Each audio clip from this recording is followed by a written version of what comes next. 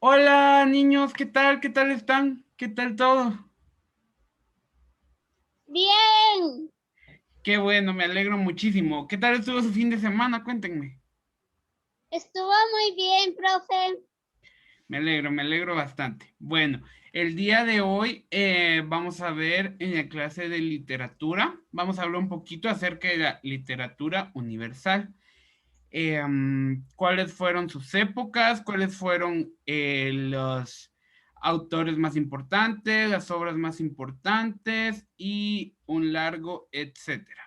Entonces, para comenzar, quisiera que Katy me dijeras, según tú, qué es la literatura. La literatura, perdón, es algo así como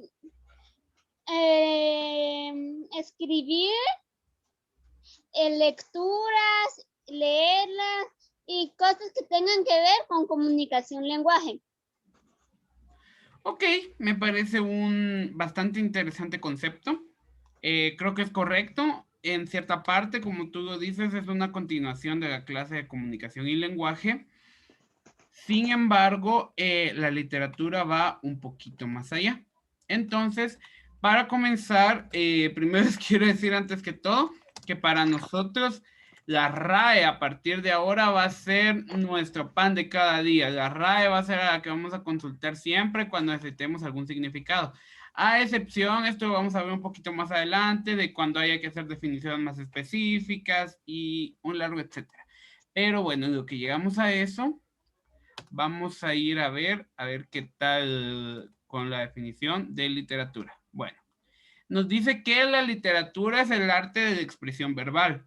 Esto lo podemos ver como que la literatura básicamente y en cierta forma es el arte de hablar y más que de hablar, de comunicar, me atrevería a decir yo, porque más adelante veremos algunas propuestas literarias, mucho más adelante en el curso, bastante un poco polémicas. Por ejemplo, hubo una chica que realizó distintos tatuajes con distintas palabras a distintas personas y esta se considera una obra de Wow. literatura. Entonces, pues es como que un tema bien interesante. Entonces yo no lo limitaría a la expresión verbal, aunque creo que sí, es una parte sumamente importante. Lo otro nos dice, conjunto de producciones literarias de una nación, de una época o de un género. Y a esto más o menos es a lo que vamos a ir hoy. Hoy vamos a ver las producciones literarias por nación. Vamos a hablar de cuáles fueron los países que tuvieron mayores potencias en cuestión de literatura. Y vamos a puedes oír algunos fragmentos, vamos a utilizar algo que se llama un audiolibro, pero no me quiero adelantar. Bueno, luego, conjunto de obras que versan sobre una determinada materia. Por ejemplo, si tú vas a leer libros de medicina, va a ser literatura médica. Si tú vas a leer libros de historia, va a ser literatura histórica y así sucesivamente.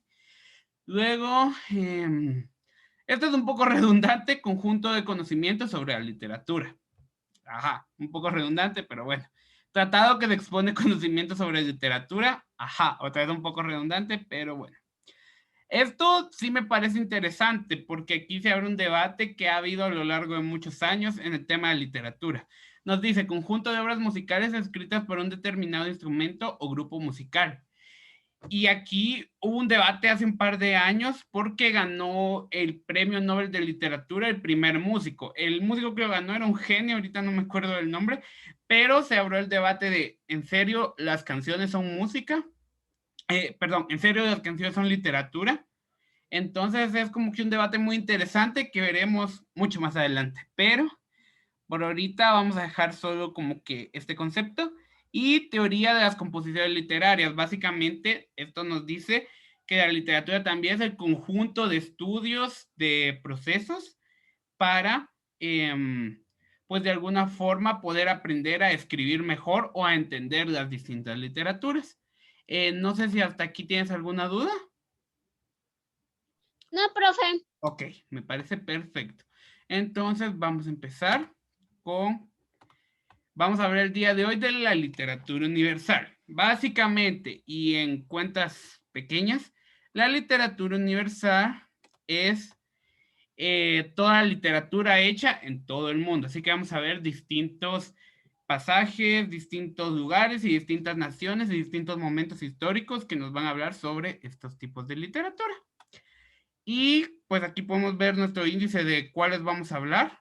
Vamos a hablar un poquito de literatura fenicia, literatura china, literatura japonesa, egipcia, sirio-babilónica, persa, hebrea, hindú, árabe, mesopotámica, griega, latina, francesa, italiana, española, inglesa, alemana, norteamericana, rusa, guatemalteca y latinoamericana. Pero como obviamente hoy no vamos a poder abarcar todo, yo eso es como que a grosso modo un poco cómo se va a funcionar el curso, es como una clase introductoria, solo quiero que tengas una idea de qué vamos a tratar en este curso, vamos a irlas viendo a grosso modo. Si no sabes lo que es grosso modo, se refiere a grandes rasgos, por decirlo de alguna manera. Entonces, vamos a empezar con la literatura fenicia, que nos dice que básicamente se conserva muy poco de ella, pero lo que más podemos resaltar es de que a pesar de que no se distinguieron en las letras, ellos fueron quienes inventaron el alfabeto silábico. Básicamente eso es lo más resaltable de la fenicia. Bueno, ahora vamos a hablar un poco de la China, que es, me parece a mí, una de las más interesantes, que básicamente trata temas sobre la sociedad, la vida, política, guerras. Podemos mencionar un poco sobre el idioma chino, que pertenece al grupo silábico monosílabo.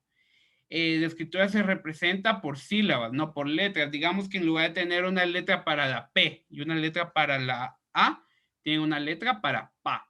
Entonces, pues eso es algo un poco curioso y que se efectúa en sentido vertical. Ellos no leen así, sino leen así.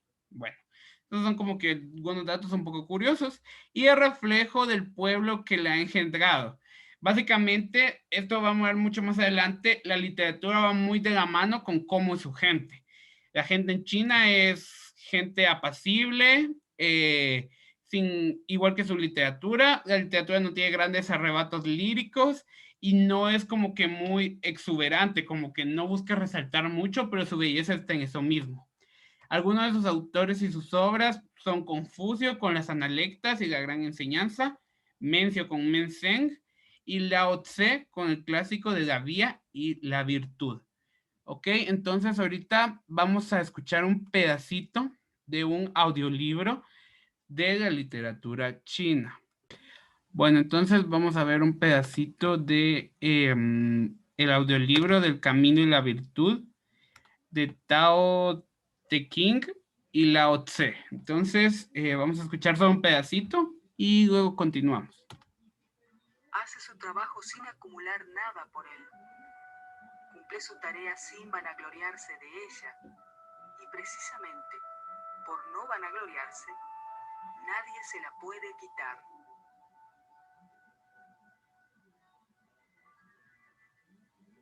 No ensalzando a las personas de talento, harás que la gente abandone la rivalidad y la discordia.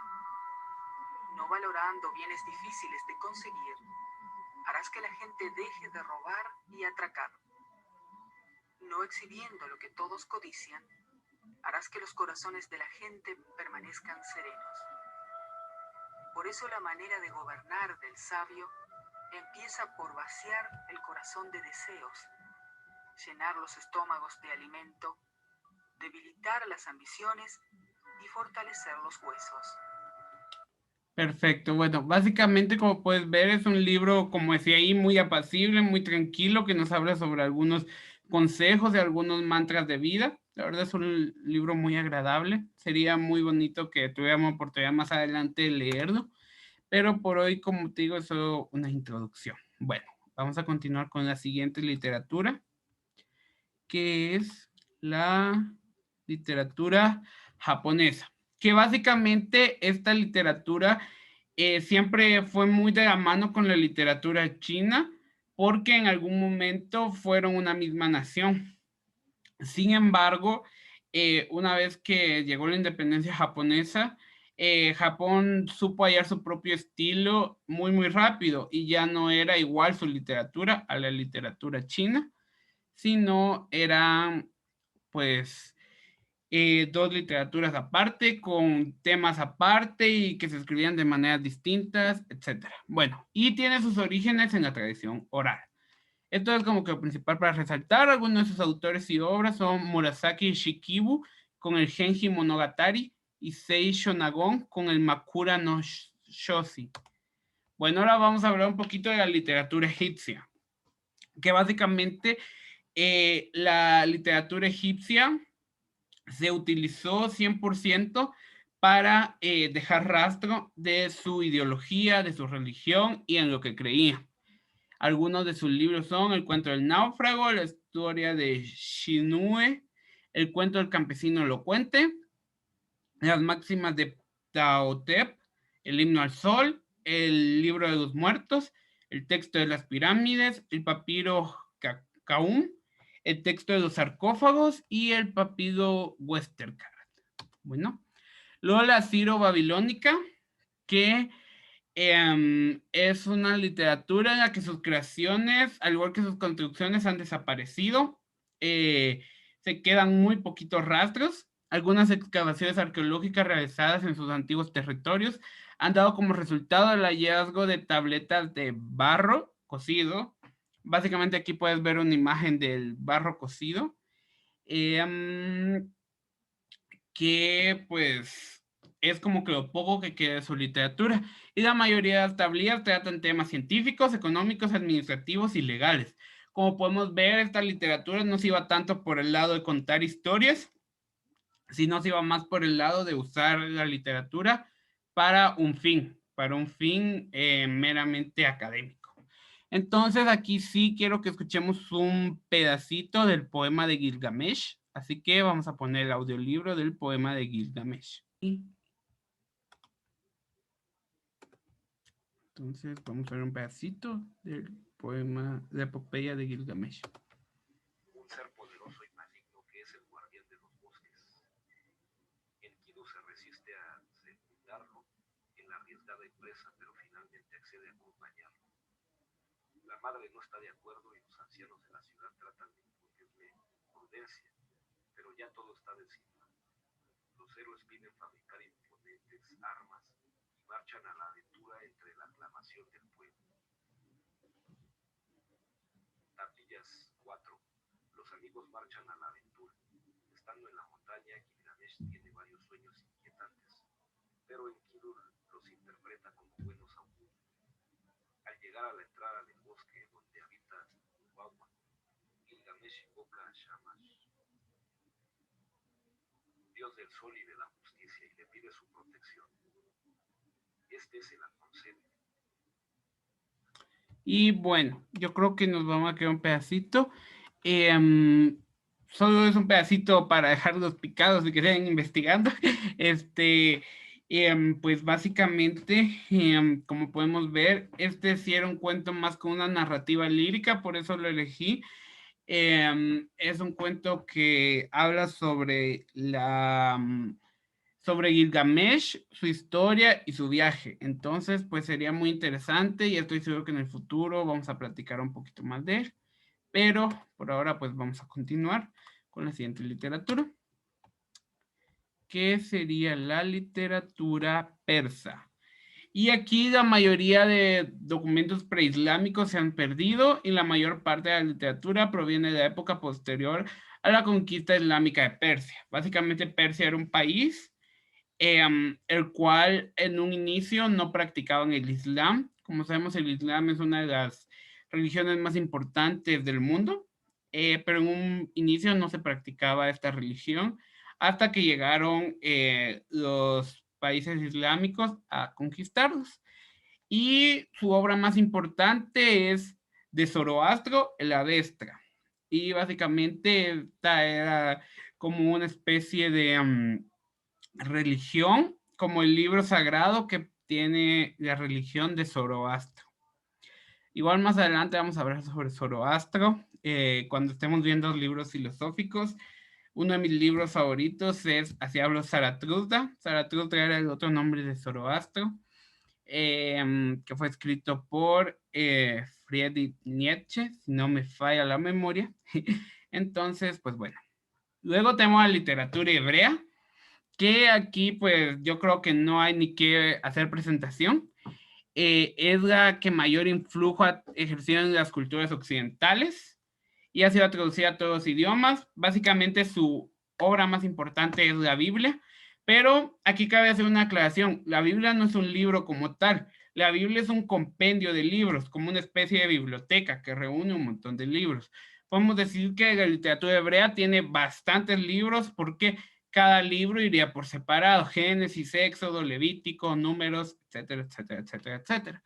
Es la que mayor influjo ha ejercido en las culturas occidentales. Podemos ver hasta la fecha que la mayoría de códigos penales en el occidente, en Latinoamérica y en Europa fueron en un inicio creados basados en la Biblia, incluso antes o después de legalizar, de querer legalizar o ilegalizar cierta práctica. Normalmente suelen traer argumentos religiosos a la mesa porque en el occidente aún tiene mucho influjo y mucha importancia la Biblia. Y ha sido traducida lógicamente a todos los idiomas. Me imagino que tú has leído la Biblia, ¿verdad? Sí, profe. ¿Y qué te parece el libro?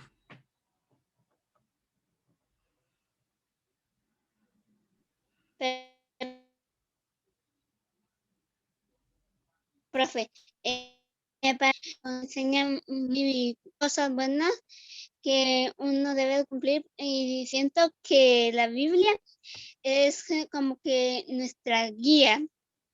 Ok, muy bien, me gusta.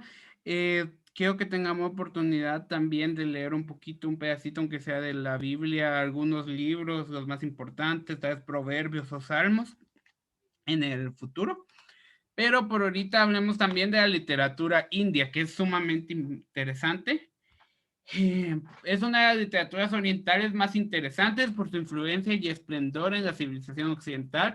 También la literatura india nos ha influido mucho. Nosotros hablamos mucho, por ejemplo, de la ley del karma, y esto es algo proveniente de la India, del hinduismo.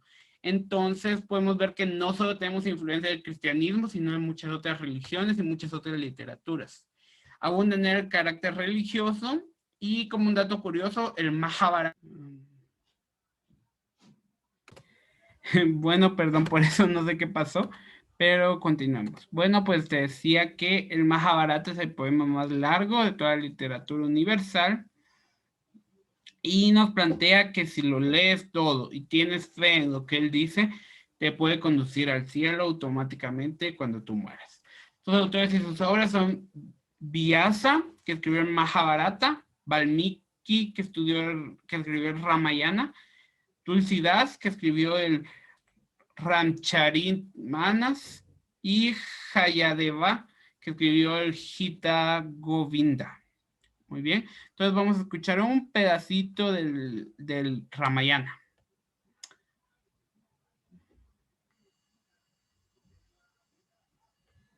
Valmiki, el Ramayana.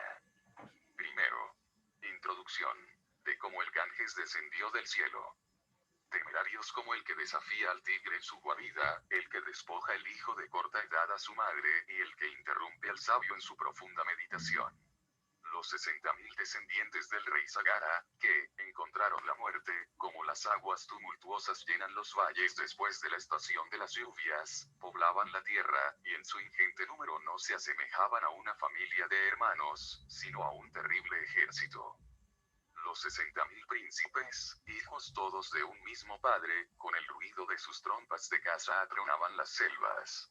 Temblaban las montañas, las fieras se dispersaban, y los piadosos ascetas que viven solitarios en el bosque, se ocultaban en las cuevas profundas. Las cacerías de los príncipes sagaritas, se asemejaban a una guerra asoladora. Ellos solos hubiesen podido tomar una ciudad populosa. Todos ellos, guerreros de estirpe regia, profusamente adornados, manejando el arco y la jabalina, se movían uniformemente por propio impulso como bandas de patos salvajes. No temían el desierto ni el país extraño, pues todo lo poblaban con su número aterrador. Nada resistía a su ímpetu. Ok, lo vamos a dejar ahorita por ahí.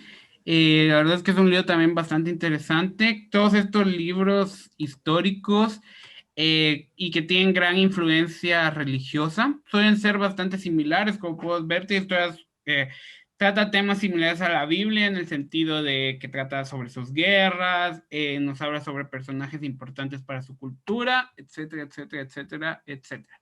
La verdad es que es un libro también bastante interesante de analizar. Y ahora vamos con la literatura árabe, que básicamente el agua se convierte en el símbolo de vida, de la generosidad, hasta el punto que el árabe pedirá para sus muertos que el agua riegue sus tumbas. El agua es un símbolo muy importante para los árabes.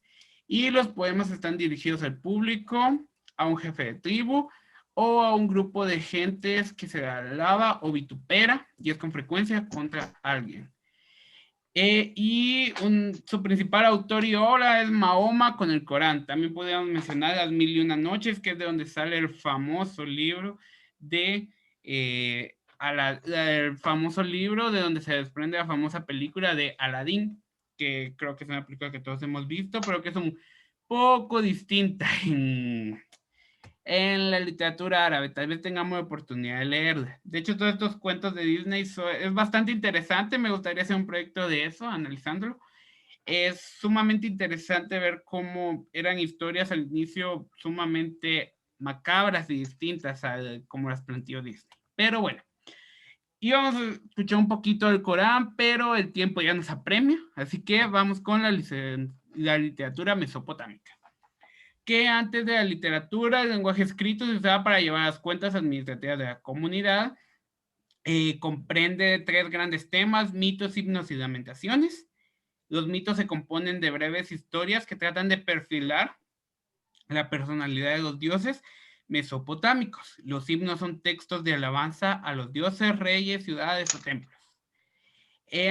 Las lamentaciones relatan temas catastróficos. Entonces, básicamente, se usa para esas 3 cosas: para hacer mitos, para hacer himnos y lamentaciones. Algunas de estas historias se apoyan en hechos históricos. Eso es algo curioso de todos estos libros, tanto el Corán, el Ramayana, la Biblia, que hasta cierto punto se han tomado como una base histórica para saber de ciertos hechos que les pasaron a estas civilizaciones. Y una creación propia de la literatura sumeria fue un tipo de poemas dialogados basados en oposición de conceptos contrarios. Como vemos, principalmente aquí la literatura pues mesopotámica se basaba sobre todo en temas religiosos y también se usaba con un fin académico. Y sus 2 obras más importantes son el himno a Idin Dagan y el poema de Atrahasis. Bueno, por aquí lo vamos a dejar hoy. Hoy vimos la literatura clásica, la literatura oriental, que como podemos ver, como es la literatura más antigua, tiene mucha influencia religiosa. Esto se va a cortar en la literatura griega y latina, que son 2 de mis favoritas, que va a ser de las que vamos a hablar la próxima semana. Y ahí sí quiero que escuchemos un pedacito más de la Ilíada, la Odisea, los libros más grandes y más importantes. Entonces, realmente, pues, estoy muy contento de poder trabajar con ustedes. Y, pues, antes que nada, no sé si te quedó alguna duda. ¿Katy?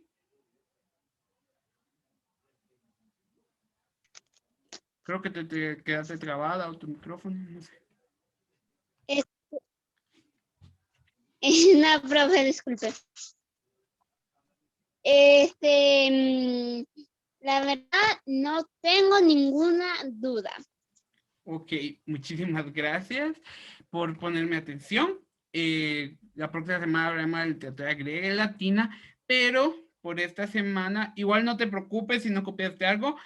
A mí me gusta mucho que mientras voy dando mi clase, vayan tomando apuntes, pero igual yo siempre subo las presentaciones, así que por esa parte no te preocupes si no copiaste algo o lo que sea. Pero sí me parece muy importante para que vayamos reteniendo, que vayas como que copiando las cositas más importantes o que te llamen la atención, porque yo también fui joven y sé que si nos pasan el material, después ya no copiamos, ya no lo revisamos. Entonces me gustó mucho eso que te vi ahí copiando, esa de actitud. Y pues bueno, nos vemos la próxima semana. Como tarea les va a quedar, chicos, igual se las voy a subir a la plataforma, que me van a escribir sobre algún libro que hayan leído y que les haya cambiado la vida, para que vayamos entrometiéndonos en este maravilloso mundo de la literatura. Espero que les haya gustado mucho la clase y nos vemos el día de mañana. Un saludo para todos. Adiós.